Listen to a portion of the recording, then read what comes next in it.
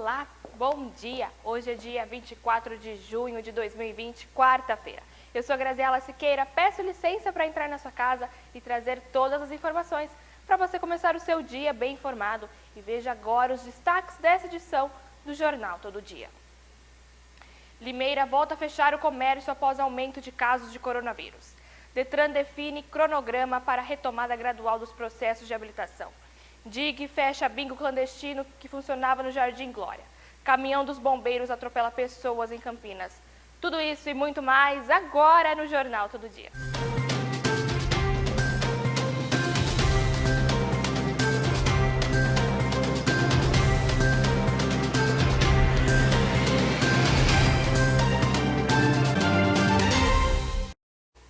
E com 100% dos leitos de UTI para Covid-19 ocupados, a Prefeitura de Sorocaba já transferiu ao menos 5 pacientes para os hospitais da capital, conforme a Secretaria Municipal da Saúde. Isso acontece quando os leitos de UTI estão lotados e o doente aguarda vaga pelo sistema CROSS, Central de Regulação e Oferta de Serviços de Saúde do Estado. Os pacientes são encaminhados quando surgem vagas em outros hospitais, inclusive da capital, como foi o caso. Cerca de 5 pacientes precisaram ser transferidos nos últimos dias, informou a pasta. Nesta terça-feira, dia 23, a rede hospitalar pública da cidade opera com 92% de ocupação, ou seja, tinha 5 leitos vagos. Durante o fim de semana e na segunda-feira, dia 22, quando aconteceram as transferências, o índice de leitos ocupados era de 100%. Conforme a Prefeitura, até sexta-feira, dia 26, entram em operação 10 novos leitos na Santa Casa. A previsão de outros 10 leitos também no conjunto hospitalar de Sorocaba. A cidade tem 3.406 casos positivos e 96 mortes pela doença. A falta de leitos e o aumento no número de casos levaram a Prefeitura a fechar o comércio não essencial nesta segunda-feira, regredindo na fase laranja para a vermelha. Sobre Campinas, a mesma decisão foi tomada pela Prefeitura de Campinas, que na segunda-feira registrou recorde de ocupação nos leitos de UTI para o coronavírus. O sistema municipal estava com 100% dos leitos ocupados, enquanto nas redes estadual e privada a ocupação era de 89%. Nesta terça, a Prefeitura conseguiu liminar para ampliar o atendimento de pacientes com Covid-19 no Hospital Metropolitano. Campinas tem 5.751 casos e 213 mortes pelo vírus. Nas outras cidades, no interior, seguiram os exemplos de Campinas e Sorocaba. A Prefeitura de Bauru publicou o decreto restringindo o funcionamento do comércio a partir desta quarta-feira, dia 24, levando em conta o aumento de casos nos últimos dias. A cidade está na fase laranja, mas o endurecimento atinge parte do comércio autorizado a abrir nesta fase. Bares e restaurantes, por exemplo, só podem funcionar em sistema delivery e drive-thru. Todo o comércio deve fechar em fins de semana e feriados. O decreto prevê multa de R$ 337 a R$ 3.201 em caso de descumprimento. Conforme a Prefeitura, os casos confirmados há 2 semanas representavam 15% das amostras testadas. Agora representam 70%, o que o município atribui ao maior número de pessoas circulando. Em uma semana, foram registrados 400 casos novos e 4 mortes pela doença. A cidade soma 23 casos e 929 casos. Se os casos não forem freados agora, a cidade entrará novamente na fase vermelha, alertou o prefeito Clodoaldo Gazeta, do PSDB. Outros 40 cidades da região que estão na mesma fase acompanharam o endurecimento nas medidas. Em outras regiões, a Prefeitura de Mogi Guaçu suspendeu por 1 semana a flexibilização da quarentena.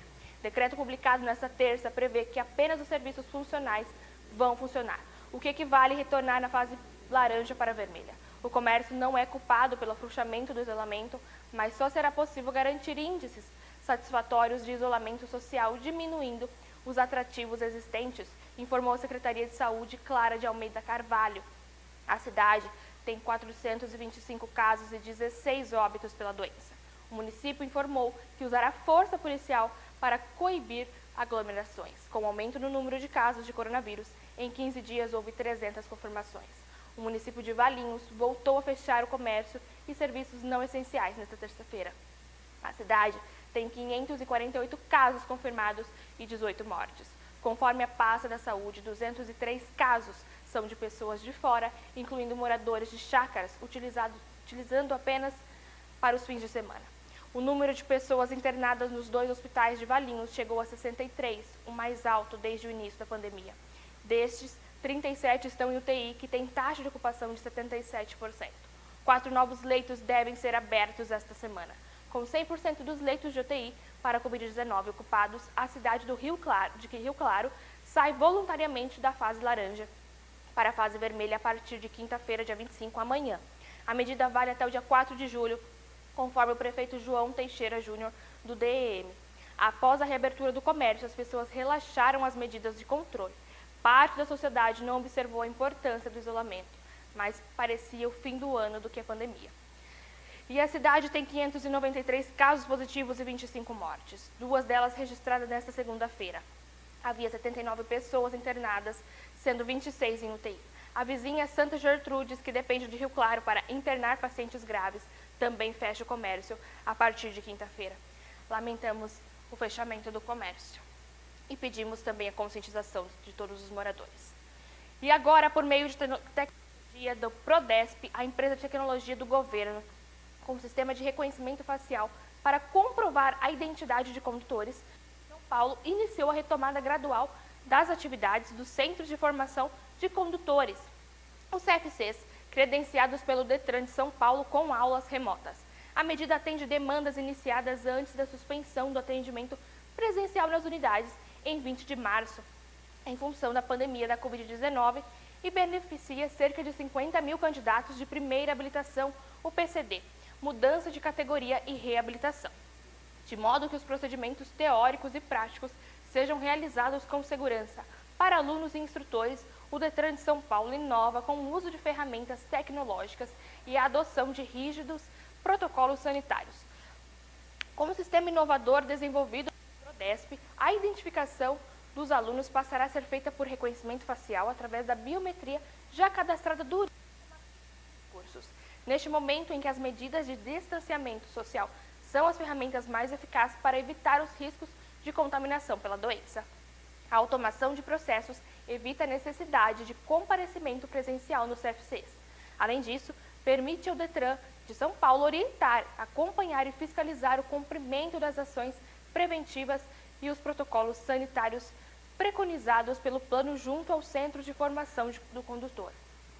O cronograma de retomada das atividades começou nesta segunda-feira, dia 22, e com o reinício das aulas práticas. As teóricas estão previstas para o dia 29 de junho. As aulas teóricas para a primeira habilitação acontecerão de forma remota, ministradas pelos instrutores através de videoconferência. Já aqueles que passam por reciclagem terão acompanhamento online no modelo EAD. A realização das provas será presencial e individual. A aplicação será feita por agendamento pelo CFC. Seguindo os devidos cuidados e o uso de máscara será obrigatório, o Centro de Formação deverá oferecer álcool em gel para a higienização das mãos. Para evitar aglomerações, as ações preventivas também farão parte da nova rotina das aulas práticas. Os testes com previsão de retomada a partir da segunda quinzena de julho serão realizados em ambientes abertos, definidos pelos municípios e com adequação de horários entre um exame e o outro. O objetivo é reduzir a quantidade de provas e adotar escalonamento. Alunos e instrutores deverão usar máscaras e o veículo passará por higienização a cada exame. A Diretoria de Habilitação do Detran publicará comunicados portais regulamentando os processos de inovação com os protocolos de prevenção e cuidados sanitários. A estimativa é de que a partir do dia 1º de julho, mais de 100 mil condutores paulistas possam regularizar suas CNHs, se matriculando nos cursos de reciclagem ministrados por plataformas de ensino à distância EAD. E com os processos de inovação e eficiência. E agora, sobre a orientação do Grupo Técnico de Prevenção e Enfrentamento ao Coronavírus, o prefeito Mário Botion determinou o recuo das medidas de flexibilização das atividades não essenciais em Limeira. A decisão levou em conta o crescimento dos casos da Covid-19 e o aumento do índice de ocupação dos leitos. O anúncio ocorreu nesta terça-feira, dia 23, em entrevista coletiva online no Paço Municipal, Edifício Prada. O conjunto de medidas restritivas valerá da próxima quinta-feira, dia 25, amanhã, até o dia 5 de julho e será publicado hoje no Jornal Oficial do município. Botion destacou que desde o início da flexibilização determinada pelo governo estadual, em 1º de junho houve aceleração dos novos casos da doença, da ordem de 62%, e do volume de óbitos que cresceram 53%. O quadro foi acompanhado do aumento da taxa de ocupação dos leitos da unidade de referência do coronavírus, a URC, que passou de 40% para os atuais 89%, e segundo os dados apresentados pelo diretor de Vigilância da Saúde, Alexandre Ferrari. E lembrando que diversos municípios da região também recuam nesse processo, como Campinas, Valinhos, Mogi Guaçu e Mojimirim. Botion enfatizou que a preocupação maior é com a prevenção da vida das pessoas e acrescentou que até 5 de julho o município terá fôlego para ampliar a capacidade dos leitos de UTI e de colocar em prática outras ações para oferecer à população todo o suporte de saúde necessário. Não medimos esforços para enfrentar a pandemia. Criamos a URC com parceria com hospitais do setor privado e público, algo inédito na cidade. Mas infelizmente tivemos vidas perdidas, não por falta de empenho, mas pela característica da pandemia que assola o mundo, afirmou o prefeito ao expressar solidariamente aos familiares e amigos das vítimas. Mais uma vez, Botion faz apelo para que a população respeite as regras de distanciamento social, evitando aglomerações e redobrando os cuidados com a higienização. A máscara também é um item importantíssimo para o controle da pandemia, comentou. Ainda sobre as restrições, o secretário de Assuntos Jurídicos, Daniel Campos, esclareceu que a partir dessa quinta-feira, dia 25, o município voltará à fase 1, a vermelha, do Plano São Paulo, que prevê apenas o funcionamento das atividades consideradas essenciais. Destacou que a Prefeitura irá intensificar a fiscalização do cumprimento desse regramento, sobretudo em relação à realização de festas na área rural da cidade. É importante lembrar que todos os eventos com aglomeração de pessoas estão terminantemente proibidos e atividades religiosas ficam permitidas, desde que mantenham a ocupação de até 30% da capacidade e que as normas de higienização sejam cumpridas. Já as feiras livres podem manter o funcionamento, porém as barracas destinadas ao consumo de alimentos em loco serão proibidas. Quanto à aplicação dos testes rápidos, o secretário de Saúde, Vitor Santos, disse que até a próxima semana espera atender todas as pessoas que aguardam a realização do exame, além da carreta voltada aos testes rápidos. Com capacidade para realizar até 300 exames por dia, ele informou que a Prefeitura dispõe de 4 unidades móveis para coletar o exame na própria casa do paciente. Vamos ampliar a testagem para abordar cada vez mais precocemente os pacientes sintomáticos. E outra ação anunciada pelo secretário tratou da vacinação contra a gripe. A partir de hoje, dia 24, a vacina estará disponível para todos os públicos. Até então, a campanha era voltada apenas aos grupos de risco e para o procedimento basta que o município procure a unidade básica de saúde mais próxima com sala de vacinação. Todas as informações precisas e confiáveis sobre o coronavírus podem ser encontradas no site da Prefeitura. O endereço é www.limeira.sp.gov.br/coronavírus. Por favor, pessoal, se previnam, usem máscaras para que isso acabe logo. E ainda falando de Limeira, a Prefeitura de Limeira, por meio da Secretaria de Meio Ambiente e Agricultura, pretende castrar nos próximos meses cerca de 2.000 cães e gatos. Para isso, tem início, hoje, dia 24, o processo de cadastro tanto das famílias interessadas quanto das organizações não governamentais, as ONGs e protetores e protetoras independentes. O prefeito Mário Botion realizou na tarde do dia 23 o lançamento do projeto, cadastrando os primeiros protetores independentes. Ao lado da primeira-dama, o presidente do Fundo Social de Limeira, Roberta Botion, do secretário de Meio Ambiente e da Agricultura, Paulo Thiago, e da diretora de Proteção de Bem-Estar Animal, Cristiane Mazucci. O prefeito entregou o primeiro vale castração a uma protetora independente. Para ter direito ao benefício, as famílias devem estar inscritas no cadastro único do CREPOSOL. As informações completas sobre os procedimentos devem ser adquiridas junto ao Departamento de Proteção e Bem-Estar Animal, preferencialmente pelo telefone 19 3443 1606. Para realizar o cadastro, é necessário comparecer ao departamento de segunda a sexta-feira, das 9h30 às 11h30 e das 13 horas às 15h30, munido de documento de identidade e comprovante de endereço. A cirurgia será realizada por clínicas e hospitais veterinários que se cadastraram de acordo com o regramento publicado em editais no início do ano. O investimento na iniciativa é de recursos próprios do município e de emenda do deputado federal Miguel Lombardi. Sempre com gestão firme, viabilizamos recursos para esta importante ação, medida que, além de atender demanda da comunidade, é uma questão de saúde pública, declarou o prefeito Mário Bution. O chefe do executivo enfatiza que o atendimento terá um caráter social tanto em relação ao custo a ser cobrado pelas clínicas para a castração, quanto para o perfil de tutores de animais que serão atendidos. Serão cães e gatos errantes que vivem nas ruas e aqueles que pertencem às famílias em situação de vulnerabilidade social. Então, por favor, se vocês tiverem um animalzinho e puder levar, castrem, gente. Vamos evitar o excesso de animais aí abandonados. E agora eu vou para um rápido intervalo e volto rapidinho.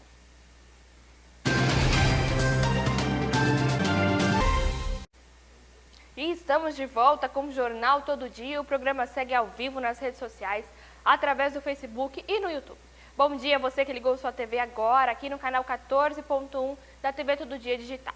Não deixe de participar do nosso jornal, tome seu café da manhã comigo e fique bem informado. E agora confira a previsão do tempo com a Larissa Magalhães, do Clima Tempo.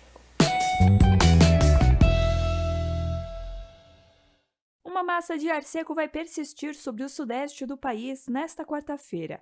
E a previsão para toda a região é de predomínio de sol forte, ar seco e nenhuma chuva. Em praticamente todo o interior paulista, no sul fluminense e no centro-oeste e sul de Minas Gerais, a umidade relativa do ar vai chegar em níveis entre 21% e 30% nas horas mais quentes do dia. Calor à tarde na região sudeste, com mínima de 14 e máxima de 27 graus em São Paulo, mínima de 14 e máxima de 30 graus no Rio de Janeiro. Nos próximos dias, os maiores volumes de chuva vão se concentrar no extremo sul paulista, onde devem variar de 20 a 50 milímetros acumulados. Nas áreas em amarelo do mapa, os volumes não vão ultrapassar os 10 milímetros e nas áreas em branco tem pouca ou nenhuma chuva prevista.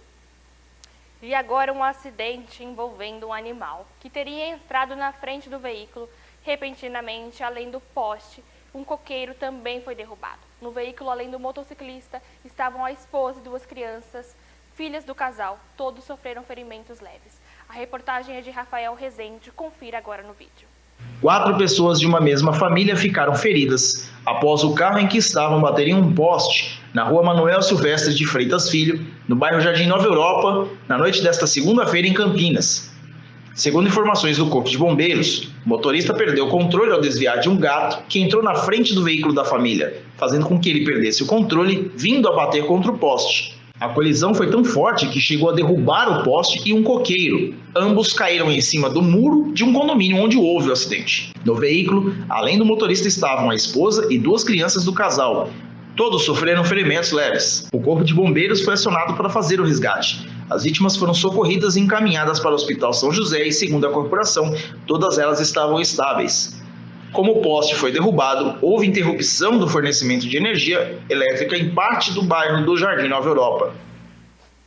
E ainda falando de acidentes, um caminhão do Corpo de Bombeiros atropelou pessoas ao atender uma ocorrência de um incêndio em um condomínio no Jardim Márcia, na tarde desta terça-feira, dia 23, em Campinas. As primeiras informações são de que o caminhão perdeu o freio ao subir a rampa e que ao menos 8 pessoas foram atingidas pelo veículo. A perícia estava no local e ambulâncias de resgate e helicóptero Águia da Polícia Militar foram deslocadas para o atendimento às vítimas. Não há informações sobre o estado de saúde dos socorridos. Também não foram divulgados até o momento informações sobre possíveis vítimas no apartamento em chamas. Mais informações serão divulgadas no decorrer do dia.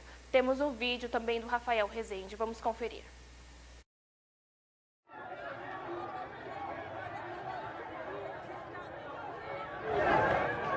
Mano, o caminhão do bombeiro veio socorrer aqui no condomínio aqui, ó.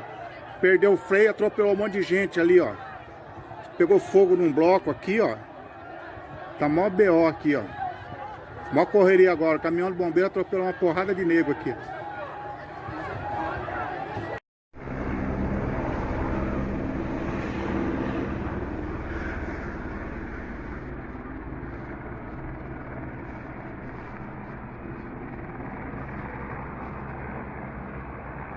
Tem até helicóptero, amor.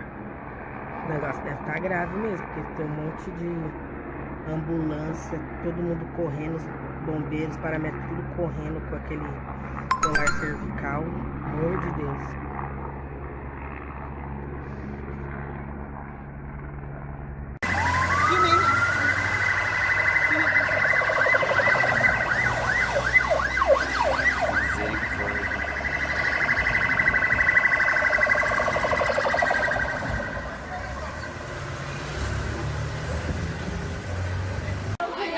Mano.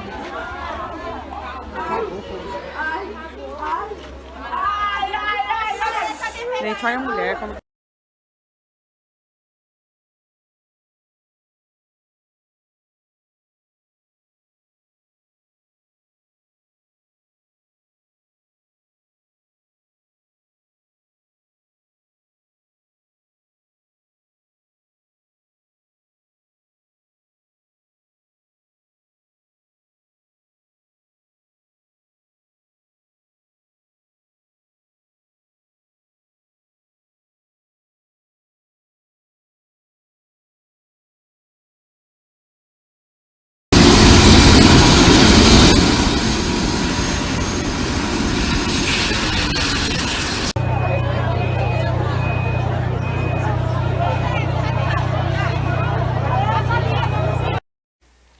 E ainda falando de Campinas, na atualização desta terça-feira, dia 23 de junho, ontem, há 258 novos casos confirmados, no total de 6.009 casos.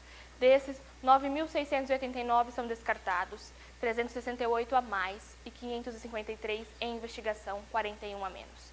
Há 23 novos óbitos, o total chega a 236 mortes registradas. Outras 30, mesmo número da última atualização, estão em investigação. Do total de confirmações, 4.466 pessoas estão recuperadas, 230 a mais. 308 estão internadas com Covid-19, 17 a mais, e 999 estão em isolamento domiciliar, 12 a menos. Os números são sempre atualizados à noite. E agora a gente vai falar da DIG. A Delegacia de Investigações Gerais de Americana desmantelou parte de uma quadrilha que roubava caminhões na região para vender no Paraguai através do Mato Grosso do Sul. Os 2 homens presos usavam um aplicativo que encomendava fretes para praticar os roubos. A polícia suspeita que estavam envolvidos em pelo menos 7 assaltos em Americana, Santa Bárbara do Oeste e Sumaré. No dia 28 de maio ocorreu um roubo em Campinas e a suspeita é de que a quadrilha também estava envolvida. O delegado titular da DIG, José Donizete de Mello, informou que os investigadores chegaram até os acusados porque estes tentaram praticar um roubo no Jardim Alvorada, às 8h40 desta segunda-feira, dia 22. O motorista reagiu e desarmou o assaltante. Se apoderou da arma dele e efetuou 6 disparos, dos quais 3 atingiram o desempregado Michel David Pestana, de 32 anos. Integrantes da quadrilha resgataram essa vítima e a levaram até o Hospital Municipal Dr. Valdemar Tebaldi. Assim que a DIG recebeu informação que o baleado deu entrada no hospital da cidade, os policiais deram ordem de prisão e localizaram o segundo envolvido, o ajudante Felipe de Oliveira Marques, de 28 anos. A vítima reconheceu os 2 presos. No prosseguimento das diligências, os policiais localizaram uma chácara que era usada como cativeiro na Rua dos Alpes, no Jardim Télia, em Americana.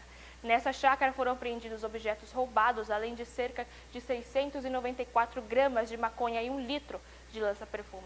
Em outro endereço foi preso Felipe Marques, que também participou do roubo, e com ele foi apreendido um revólver com numeração suprimida e o automóvel Gol branco, usado tanto no assalto quanto para socorrer o ladrão ferido. O detido foi conduzido até a cadeia pública de Sumaré, onde permanecerá à disposição da Justiça. O assaltante baleado está internado em UTI no HM de Americana, onde permanece sob escolta policial. O titular da DIG informou que o grupo era organizado. Mantinham 2 chácaras alugadas como cativeiros dos caminhoneiros. A outra chácara ficava no Parque dos Lírios, em Santa Bárbara do Oeste. O cativeiro era bem estruturado, segundo o delegado. No local havia beliches e treliches para manter as vítimas em cativeiro, normalmente por 2 ou 3 dias, e até o caminhão roubado cruzar a divisa do estado. As investigações continuam para descobrir se os donos das chácaras sabiam que se ela era usada para cativeiro. O aplicativo Frete Brás era usado como chamariz para os assaltantes. Eles usavam um aplicativo de mensagens para contratar caminhoneiros para fazer fretes. A polícia descobriu que o grupo iria agir na semana passada, mas desistiu de um assalto. E segundo o delegado, a Americana e região tem um polo industrial muito forte e a quadrilha visava os caminhoneiros que descarregavam na região e depois tinham que pegar mais fretes para voltar para os seus estados de origem. Foram apreendidos também 23 mil empendorfs usados para embalar drogas, diversas peças de roupas e capacetes, uma moto Honda Titan azul apreendida supostamente era usada para deslocamento até o cativeiro. Os dois foram autuados em flagrante por roubo e formação de quadrilha. Um dos detidos foi transferido para a cadeia pública de Sumaré e o outro está na UTI, a unidade de terapia intensiva do hospital, sob escolta. Essa operação foi continuidade de uma operação realizada em 3 de janeiro deste ano, quando 2 homens foram presos em Miranda, no Mato Grosso do Sul, depois de terem roubado um caminhão em Americana. Desde então, até a quadrilha estava sendo monitorada e, segundo o delegado, o alvo da quadrilha eram os caminhões que eram revendidos no Paraguai. Que bom que a polícia conseguiu apreender e que isso não se repita mais, né? A gente torce para que isso tenha fim. Coitado dos caminhoneiros que lutam para alimentar as famílias, ajudar e ainda passa por isso, ficar preso em cativeiros. E ainda, nessa edição, agora morreu a segunda vítima da Covid-19 do sistema penitenciário da região. Trata-se de um policial penal, Vanderlei de Almeida, de 55 anos, que atuava no CDP, o Centro de Detenção Provisória de Americana. Ele faleceu na madrugada desta terça-feira, dia 23, após 15 dias internado em estado grave no Hospital Municipal Dr. Valdemar Tebaldi. A informação é do Cifupesp, o Sindicato dos Funcionários do Sistema Prisional do Estado de São Paulo, e da SAP, a Secretaria de Administração Penitenciária. Segundo a pasta estadual, a unidade ainda aguarda o exame PCR para confirmar a doença. Segundo o sindicato, o teste rápido deu positivo para a Covid. Ele trabalhava no Centro de Detenção Provisória de Americana e estava internado em um hospital da região desde o dia 8 de junho, onde também tratava outras comorbidades. O funcionário era muito querido por todos da unidade. A pasta se solidariza com a dor dos familiares a quem está prestando toda a assistência necessária, informa em nota da SAP. E segundo o Cifupesp, o agente apresentou melhora no último sábado, dia 20, mas no domingo, dia 21, seu quadro se agravou e evoluiu para óbito. O contágio foi confirmado por realização do teste rápido. Casado e com uma filha, Almeida era fisiculturista e residia em Americana. O sindicato informou que ele foi o 18º servidor penitenciário do estado de São Paulo a perder a vida devido à Covid-19. A direção da Cifupesp expressa seu pesar e presta condolências aos familiares, amigos e parentes do policial penal e coloca o sindicato à disposição da família para o que for necessário neste momento, trouxe a nota do sindicato. A primeira morte do funcionário do sistema penal da região foi do agente de segurança penitenciário Osmar Donizete Nerato, de 59 anos, que atuava na penitenciária 3 de Hortolândia. Ele morreu na manhã de sábado, dia 20, em Campinas. E o sindicato informou que há ainda outros 246 trabalhadores e trabalhadoras penitenciárias infectados por coronavírus e 78 casos suspeitos no estado, segundo o levantamento realizado desde março, com base na apuração de denúncias e informações enviadas pela categoria. Na população carcerária, são 983 confirmados até o momento, com 15 mortes e outros 80 casos suspeitos, de acordo com o mapeamento do DPEM, o Departamento Penitenciário Nacional. Então, meus sentimentos a toda a família. E agora eu tenho uma dica para você que está em casa nessa quarentena, ou está trabalhando, já voltou a trabalhar, deseja pedir uma comidinha quentinha, não sabe o que fazer para o almoço, quer pedir uma marmita? Eu indico para você a Arte, Sabor e Restaurante. Eles atendem pelo iFood. Faça o seu pedido. E agora vamos a um rápido intervalo. E estamos de volta.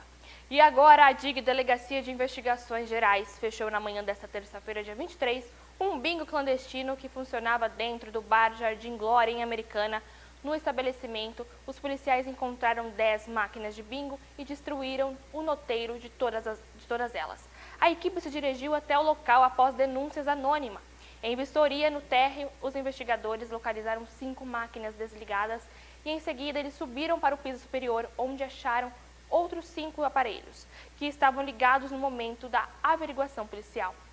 Diante dos fatos, os agentes conduziram a proprietária do estabelecimento, uma mulher de 38 anos, à sede da DIG, e na unidade o delegado José Donizete de Mello registrou um termo circunciando sobre os jogos de azar. Ninguém foi preso. Questionados pela reportagem, a comerciante e o advogado dela não quiseram se manifestar sobre o caso. Prefeitos do Instituto e Criminalística também compareceram no bar e presenciaram a destruição dos noteiros. As máquinas que estão desativadas seguem no estabelecimento, mas sem possibilidade de uso. E durante a ocorrência, a DIG apreendeu ainda 4 dispositivos de armazenamento de dados. Mais uma vez, a polícia agindo aí nessas operações clandestinas, né, gente? E agora eu vou falar para vocês sobre Cordeirópolis. O prefeito de Cordeirópolis anunciou em live realizada nesta terça-feira, dia 23, no Facebook da Prefeitura Municipal, que a cidade retorna à fase vermelha da quarentena e, portanto, todo o comércio não essencial volta a fechar nesta quinta-feira, dia 25, amanhã, e seguirá até o dia 5 de julho. A medida de emergência foi tomada por conta do aumento dos casos de coronavírus na cidade e na região. O prefeito lembrou que já são 209 casos confirmados em Cordeirópolis e que a taxa de ocupação dos leitos da UTI das cidades próximas, como Piracicaba e Rio Claro, já atingiram 100%. Limeira já chega aos 90%.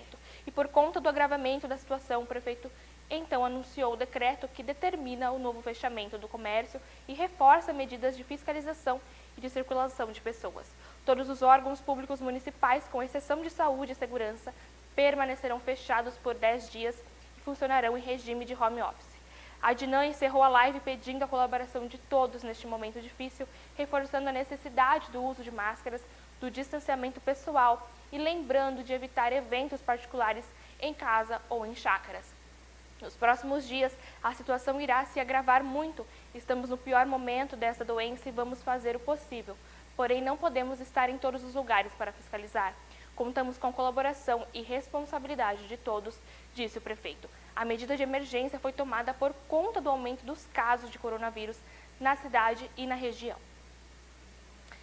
E agora, o secretário do Estado de Saúde, José Henrique Germán, anunciou ontem, dia 23, durante a coletiva com a imprensa, a distribuição de mais um lote de respiradores para os municípios paulistas para o combate ao Covid-19. Entre eles, Santa Bárbara do Oeste, segundo Germán, para o Hospital Santa Bárbara, serão enviados mais 2 respiradores.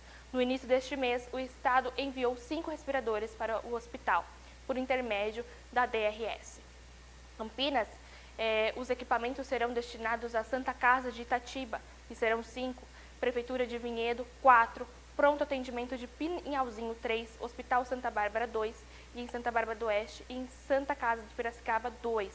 Piracicaba também receberá 5 respiradores para ativação dos leitos dos hospitais e fornecedores da cana. Estes respiradores são essenciais para garantir atendimento aos pacientes com quadro grave da Covid-19. O governo do estado de São Paulo segue com agilidade na organização para distribuir estes equipamentos e fortalecer a assistência aos pacientes. Só um minutinho, gente. Travou aqui. Vou ao rápido intervalo e já volto.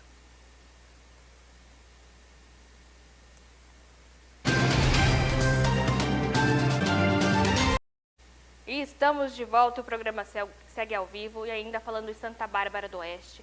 Santa Bárbara registrou nesta segunda-feira o percentual de isolamento social de 42%, segundo dados divulgados pelo CIMI, o Serviço de Monitoramento Inteligente do Governo do Estado de São Paulo. Os dados mostram um relaxamento da quarentena em todo o território paulista. Em todo o estado, o índice de isolamento chegou a 46% ontem. Em São Paulo, capital, o isolamento foi de 47%. Na região, as taxas de isolamento social foram as seguintes: Americana 43%, Campinas 46%, Limeira 40%, Hortolândia 43%, Sumaré 43%, Piracicaba 41%, Paulínia 43%, Rio Claro 43%, Vinhedo 45%, Valinhos 46%. O município de São Sebastião segue sendo o melhor índice em todo o estado, com 56%. Depois vem Ubatuba com 52% E em terceiro lugar, Bebedouro com 50%. E agora, em boletim divulgado terça-feira, dia 23, a Secretaria de Saúde de Nova Odessa informou que mais 6 pessoas testaram positivo para o novo coronavírus no município, que agora contabiliza 83 casos da doença, incluindo 9 mortes. Em uma semana, o número de pessoas infectadas na cidade aumentou 31%. Entre os pacientes com casos confirmados nesta terça, 4 trabalham na área da saúde. Um homem de 41 anos que mora no Jardim se chama Maria Roseiro de Azenha, e uma mulher de 39 anos no Jardim Éden, uma mulher de 40 anos residente do Jardim Santa Rita e um homem de 40 anos que é morador de Sumaré e trabalha na rede municipal de saúde de Nova Odessa. Desde o início da pandemia, em março, a Vigilância Epidemiológica recebeu 17 testes positivos de profissionais de saúde que trabalham ou moram na cidade. Por favor, pessoal, se cuidem, usem máscara, se previnam, lavem bem as mãos. Vamos evitar que isso aumente, por favor. E agora, ainda falando de Nova Odessa, atenção munícipe. A Secretaria de Saúde de Nova Odessa iniciou nesta segunda-feira, dia 22, a transferência de todos os seus setores administrativos para o prédio do extinto CTPP, o Centro de Treinamento de Valorização Profissional. Com a mudança, a Secretaria funcionará em um local estratégico, atrás do Paço Municipal e ao lado do Hospital de Maternidade Dr. Acílio Carreon Garcia e do Ambulatório de Especialidades Médicas. A pasta vai ocupar o lugar da Secretaria de Desenvolvimento Econômico e Gestão Social e órgãos vinculados que foram transferidos para imóveis no centro da cidade.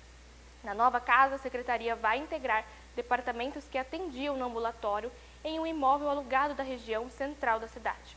Funcionarão no espaço a Central de Atendimento da Saúde, que envolve ouvidoria, confecção dos cartazes, Mais Saúde e SUS, a Farmácia Central, o Registro de Sistema Municipal de Saúde, agendamento de transporte sanitário e solicitação de documentos diversos com cópias e prontuários médicos.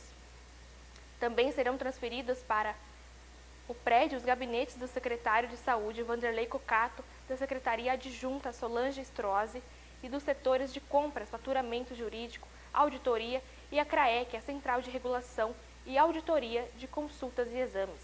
O secretário de Saúde observou que a mudança não vai gerar despesas adicionais ao município e permitirá a integração da gestão da saúde com a criação do Complexo da Saúde. Pela primeira vez, a Secretaria de Saúde vai concentrar todos os setores administrativos em um só espaço, próximo da Prefeitura, do Hospital Municipal e do Ambulatório de Especialidades. Desta forma, com certeza, agilizaremos nosso fluxo de trabalho e ampliaremos o atendimento à população, avaliou Vanderlei Cocato. O novo endereço da Secretaria de Saúde é a Avenida Dr. Ed de Freitas, Criciúma, número 150, no centro. O telefone é o 3466-2493. Já a Secretaria de Desenvolvimento Econômico e Gestão Social deixa o antigo CTVP e vai para o imóvel onde funcionava parte da estrutura da saúde, na Rua Duque de Caxias, número 442, também no centro. O telefone é o 3466-7549. O Banco do Povo, o telefone é o 3466-3010, vai funcionar no mesmo endereço. Já o PLT, o posto local do trabalho, que atende pelo número 3466-1902, será instalado na rodoviária. O espaço passa por obras de adequações e deve iniciar o atendimento nos próximos dias. A administração municipal informa que, por conta das mudanças, o funcionamento das linhas telefônicas devem ser normalizados em uma semana. E eu fico por aqui. Obrigada pela companhia de todos os dias. Te espero amanhã, às 7h15, aqui na TV Todo Dia, 14. Fique agora com a bênção de todo dia com o pastor Vanderlei Carceliano.